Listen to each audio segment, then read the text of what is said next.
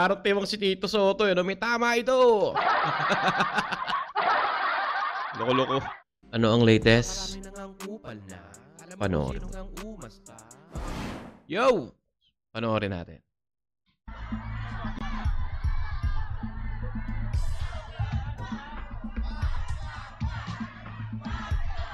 Uy! Ano nangyari? Hala. Uy! Hala. Brad. Hala. Brad. Kuya! Uy! Kuya! Dito tayo, kuya. Tay. Ito lang po.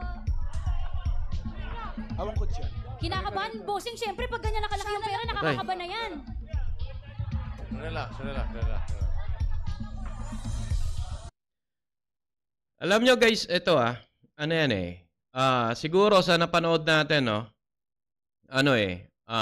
Sa palagay ko, no, sa pananaw ko, na dulot ng kaba at excitement.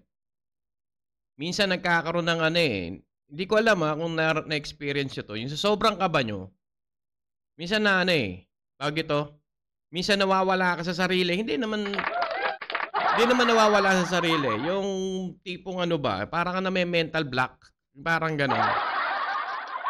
Yung parang hindi mo nag-iisip yung gagawin mo or ginagawa mo. Diba? Yung parang, siyempre, yung halo-halong emosyon na. Pero hindi natin alam, no? Baka merong problema sa pag-iisip si Kuya. And nag-trigger. Diba? Nag-trigger yung gantong portion sa kanya na excitement. Sa sobrang excitement niya, nag-halo-halo na excitement ka ba or what? Kaya siya nagkaganyan. Kasi sa umpisa pa lang yung kilos niya. Kasi makikita mo parang gumaslaw siya. Tapos parang wala nga talaga sa sarili. Siguro may something dito kay Kuya May something dito kay Kuya talaga. May something. Panoorin natin. May tama ito. Parang timang si Tito Soto, eh, 'no? May tama ito. Loko-loko. Marshall. May tama ito. Yung sinasabing partial.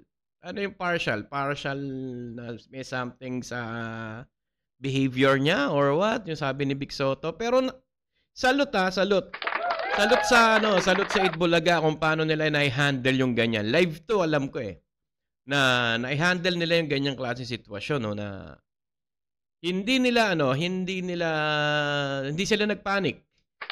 'Di ba? Hindi sila yung uy, ano nangyari? 'Di ba? Parang gano'n. Kanina nagsalita si Big Soto ng blah, ano yan, parang gano'n, 'di ba? Salute, no? Kudos dun sa mga hosts ng Itbulaga. Talaga napakagaling nila mag-handle, no? Napakagaling nila mag-handle pagdating sa mga ganitong klaseng sitwasyon. Pero nakakakaba din yung ganyan na nakakagulat, 'di ba? Na makakita ka na niyang true live, no? Live coverage nila. Tapos, ganyan yung mangyayari na hindi mo inaasahan, di ba? Kaya, salute sa Itbulaga. Okay ka lang. Ayan, no? Kinakabahan po siya. Di ba? Sabi nung kinakabahan po siya. Di ba? Kahit naman sino, live coverage siya, nakakabahan ka talaga dyan. Tapos, ganun pa kalaki yung pera mo. Di ba? Nakakabahan ka talaga dyan. Nakakabahan ka. Okay ka lang. Di ba? Okay ka lang. Namumutla si Kuya, namumutla. Parang siya, no? Parang na mental block ba? May problema ka ba?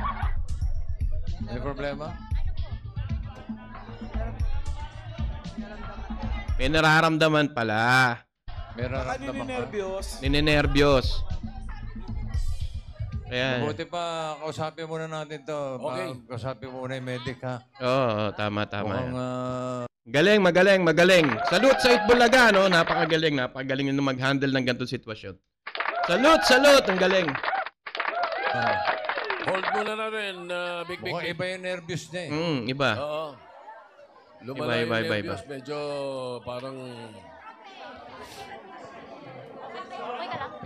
titignan ka lang ng medic natin. Titignan natin medic. Sino yung kasama niya? Yun. Di ba minsan naranasan nyo rin ba yung ano? Yung na sobrang kaba or nervyos, kasama ba yun? Minsan nga, di ba, inihimatay eh. Di ba?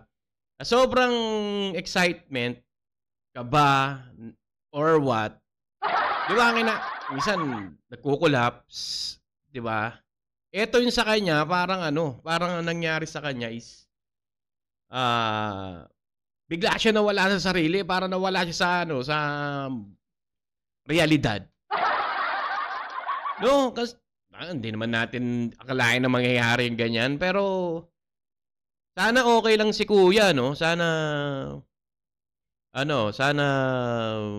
kung ang may nararamdaman siya or meron man siyang something sa kanya, sana gumaling si kuya or siguro wala naman talaga. Talagang anuhan lang talaga siya ng kaba. Basta, paulit-ulit ako.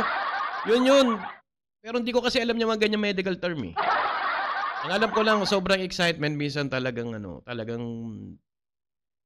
nagiging aligaga ka. Nagiging nawawala ka sa sarili. Ganon. Or sobrang kaba. Alam mo, minsan nanlalamig ka nga eh, di ba? Pag sobrang kabado ka, minsan nadjijips ka pa eh. Di ba? Yun.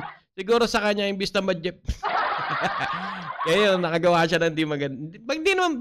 Hindi naman kasalanan talaga na hindi rin naman sinasabi na sinasadya. Hindi maganda sa ibang tao siguro. Pero para sa akin, naiintindihan ko si kuya kasi nangyari na sa akin yan eh. Kaya nangyari sa akin yan mga tropa. Pero ganun pa man, sana okay lang si kuya and siguro wala rin tulog ko. Siyempre, sobrang excitement ka. Sana okay lang si kuya at mabigyan siya ng magandang treatment at kung pupunta siya sa doktor, gumaling sana siya kung meron mo siya something sa utak niya. Well, yun lang no mga tropa. Huwag yun naman sanang i-bash yung tao. Siguro talagang yun lang ang nangyari sa kanya. Kawawa naman kasi gusto lang naman maglaro at mag-enjoy ng tao. Nataon lang talaga na inabot siya ng ganyan. Yun lang mga tropa. Maraming salamat sa pagsama sa akin sa isang issue nga na hindi naman ganun kalaki pero pinalalaki namang ibang buwakan ng netizen. So yun lang mga tropa, Johans TV. Till next time, be safe and take care everyone. Till next time, Johans TV again. Peace. Napakarami nang ang kupal na. Alam mo kung sino ang umasta. Mga puta pete, tangin nakaleke, pumahamong pangabini siguro.